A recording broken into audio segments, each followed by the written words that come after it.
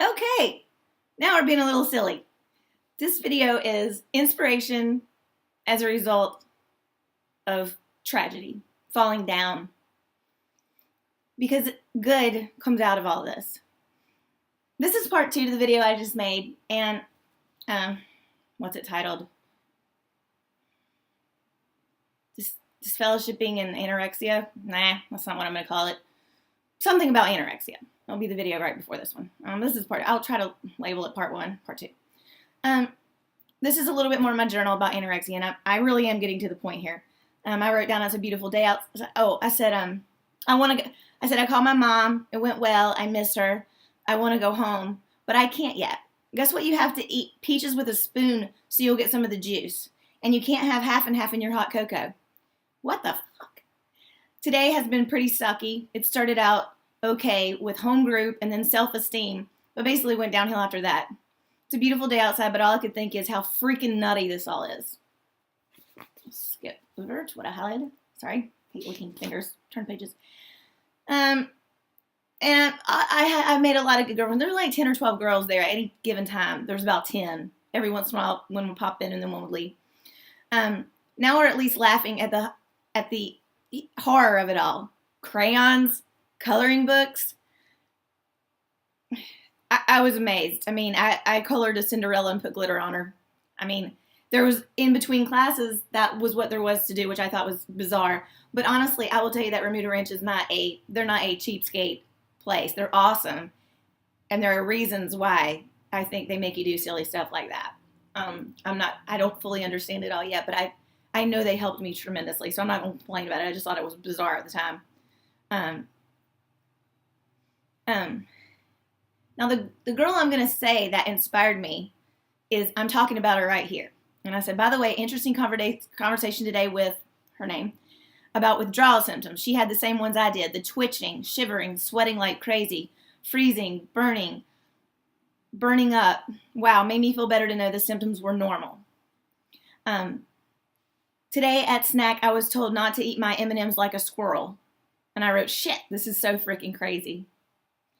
My dad always taught me to eat peanut M&Ms where you bite the top off, and then he said that little peanut is a little birdie in a nest. My dad told me to do that. I thought it was cute, and that's how I always eat peanut M&Ms, unless I suck all the chocolate off and then eat the peanut. But, it was just weird. Another day, I had oatmeal and blueberries, and I put the blueberries on my oatmeal. And, you sit at a table, a small table, like of 5 girls, and there's a person that watches everything you do. You have to keep your hands on the table, can't put them in your lap, and you have to keep your napkin on the table. And they're very paranoid about food rituals. I'm not, paranoid's the wrong word. They're very watchful to see if you do food rituals. And so, thank you, Minnie. Okay, Minnie, I'm going to let you sit down there. You just relax. We'll go back there. Sit up so we can see you. Obviously, I like toys. A good friend sent me this, by the way, to keep the monster, because I was scared to sleep in this room, and he sent me this, and he said this is guaranteed to keep the monsters out from under the bed. Very sweet. Minnie I got in Disney World many years ago. I love her. So where was I going with that? Oh yeah. So I put the blueberries on my oatmeal, and I got in trouble. They were like, don't put the blueberries on your oatmeal. I'm like, it's not like that on the Quaker box. I mean, that's a serving suggestion. She was like, you can't do that here. I'm like, all right, well. I mean, I hate them because I'd already done it, but just they're very. And there was one girl. I mean, she would like just cut her food, cut it, till it just shredded everything. And they would always get on her about that. It was like her 5th time in food rehab. And so anyway, you can't see Socko. I'm trying to set up my little set here. Get up there. There you go. Anyway, it was a bizarre thing, but it was very good. I mean, it's like you went from coloring Cinderella to these incredible psychology classes. I forget what was the name of one of them. Oh, it was cognitive behavioral therapy is what they use. Thoughts, feelings, behaviors. But this is all leading up. Let's see did I mark anything else? Yeah, like cognitive restructuring. They talked about how you can't live a life with integrity with an eating disorder. You got to get to the bedrock of who do I want to be. Measure your progress on your behaviors, not on how you feel. Recovery process is painful, intense emotions, but that does not mean you are going in the wrong direction. Boys! Shh! Sorry, my dogs are going nuts.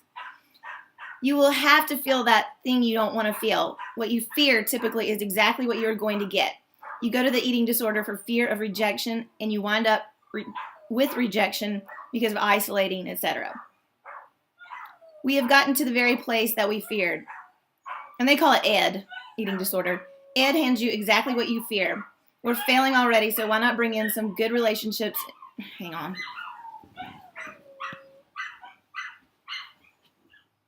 That is enough. That's enough.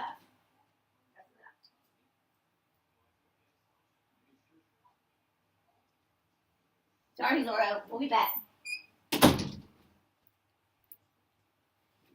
I had to break that up.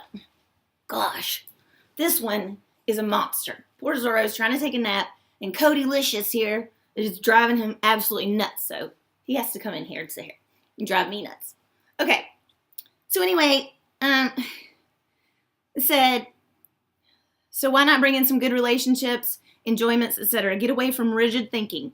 Rigid thinking will lead to mental disorders. I need to participate in life now, even if I have that nagging feeling. No other way to get over it than to feel it. So they really encourage that. Like, stop trying to avoid what's upsetting you. You know, and I hate to say it, but what was upsetting me was not only what happened when I was tossed out of the Watchtower, but what I started to realize while I was in there. And what started to happen to my marriage. A lot of the things that they did, my friend explains it to me, when your husband's an elder and they give him secret books and secret letters, and you know he's in secret meetings all the time, and you know and my side, it was do more and more and more. You know, I heard they said you should hear the gong when we say to do more. You should hear a gong. Well, I heard the gong. It scared the shit out of me. So I was like, all right, I'm not doing enough. You know, I don't have kids. What's my excuse for not doing more? You know, I'm regular pioneering. I'm running a software company. I'm a wife, trying to be a good wife, trying to be a gourmet chef, trying to take care of my husband who has diabetes. When I was married, I was trying to take care of all that, help him. And I was going out of my mind, but I still felt like I needed to do more. I still felt like it was never good enough. So amidst all this, then I'm scared to death because now I've been tossed out. When I went to them and asked for an egg, and they said, here, have a serpent. That's how I see it. And so it was very, very upsetting. And they felt like they had tried to warn me and talk to me, and they had made tons of shepherding calls on me at my apartment. But, it didn't go very well, because even like one day they said, we want to come over for a shepherding call at 2:30. And I said, well, I can't do it today at 2:30, but thank you. Another day I was kind of getting tired of them coming over all the time. And I just felt like it was stressing me out for them to just say, you need to read scriptures, when that really wasn't my problem. I had a much deeper problem than that. And so, but I told them I couldn't. Well, they showed up anyway. And I really did have to go somewhere. And it so happened that I wound up getting home right at 2:30. And there they were standing in the parking lot after I told them not to come. That kind of stuff was to me, it was unloving. It was uncaring. It was like, we are going to jam this down your throat. You are going to listen. So what did I do? I run in there and I try to be a good hostess. I get little snacks out. I always got snacks out for them. But I didn't think they were coming because I told them not to. So I'm rushing around trying to get little cups of nuts and candy and drinks for them, tea and whatever. But it wasn't helpful. It was actually very detrimental the way they handled it. And then when I did finally get in trouble, I went to them the same week that it happened. Within the same week. And I was only 6 weeks out of food rehab. 6 weeks out. They told me that I would not get to my ideal weight. I just read that in here too. Dr. Lee, my doctor there, the medical doctor, said, you will not get to your ideal weight for 2 months. And, you know, he said, I mean, we'd like for you to stay longer. I only stayed for 2 weeks. I begged them to let me go, and they said, well, you know, you've gained enough weight that we can let you go. It's not ideal. But I was so upset. Although it was a wonderful facility, and I take away so much from them. I've got stacks of stuff that I still read and go by. Let me get to the inspiration. I'm sorry, I'm wasting too much time on this. This girl contacted me on Facebook, asked me a question. I told her I didn't know. She contacted me back. She said, thanks for anyway. Stop it, Cody. No. No. I'm not going to let you go out there and bother Zora while I'm doing this. Sorry, wasting time. She said, I miss you. I was like, what? Long story short, this was the skinniest girl I've ever seen in my life. You know, when I got to food rehab, I thought, I am not as skinny as these people. I shouldn't be here. I'm fat. I'm not on a feeding tube like everybody, like some of these girls are. Like 3 out of 10 were on feeding tubes. They stick it down your nose and they hang it over their ear during the day, and it's like a little Jamaican braid. That's what I called it. That hangs down during the day, and then they hook it up at night. It's horrible. But I was kind of like, well, God, see, I'm not fat. I don't have a feeding tube. What am I here for? I mean, I'm fat. I'm not skinny. I'm not skinny. I'm not on a feeding tube. Well, at any rate, they didn't give me a feeding tube, but they did make me eat a whole hell of a lot of stuff. And they let me go. But this girl, so we were friends.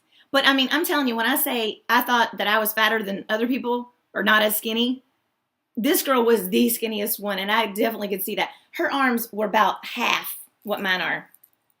You could see every single muscle in her body. She looked like she was going to break. Beautiful, sweet, wonderful girl. I looked her up on Facebook, and I'm like, who is this? And I had to look for a long time. I looked in her eyes, and I knew the name, but I was like, this can't be the same one. This can't be her. But the name's kind of unusual, so I'm like, and I look, and I'm like, oh my God, she's beautiful. In 2 years, this was in 2012, in May of 2012 that we were there together, she has become this specimen of gorgeous beauty, health, wellness. She runs, but not obsessively, obviously, because she is gorgeous. So I messaged her back, is this you? She was like, yes, it's me. I was like, I mean, she was totally unrecognizable to me, except for her eyes and her long hair. And so I was like, oh my God. So you know what I did? And I'm going to tell her this. I haven't told her this yet. This was last Sunday. I had gone 1 month with no shower. A solid month. I had not taken a shower. I was in such a funk. And when I saw her and she confirmed who she was, and I looked back at her pictures and I saw if she can do that, I can get my ass off the couch and go take a shower and start trying to take care of myself better and stop doing this. She inspired me. And I took a shower, and I've been taking showers since Sunday. I probably had 3. I took one yesterday and one today, so I had 2 in a row. So, I mean, I guess what I want to say is inspiration is out there. And it's not just in the Watchtower. Like they will have you believe that there's nothing good outside of there. In fact, there's a lot of lies and deception in there, in my opinion. And, I mean, just based on what I've found. But there are wonderful people in there too. I have some very wonderful friends in there. And fortunately, they're convinced that they can't speak to me, which is sad. But I was the same way. I was convinced too when I was in there. So anyway, to wrap up, 2 things. 1, search for inspiration. Search for it. That's my thing, you know, and what I'm looking for is peace. And inspiration gives me that peace. It inspires me that things will be happy and calm and peaceful. And despite all the drama, it will be peaceful and happy and loving. And on one side point, I have a quick question. If anybody knows or has heard the rumor that witnesses are being asked to give their old New World Translation back, like the black one, I've heard that. So I'd love to know if anybody knows if that's true. If so, but on every subject, I welcome your comments, positive and negative. Thank you so much for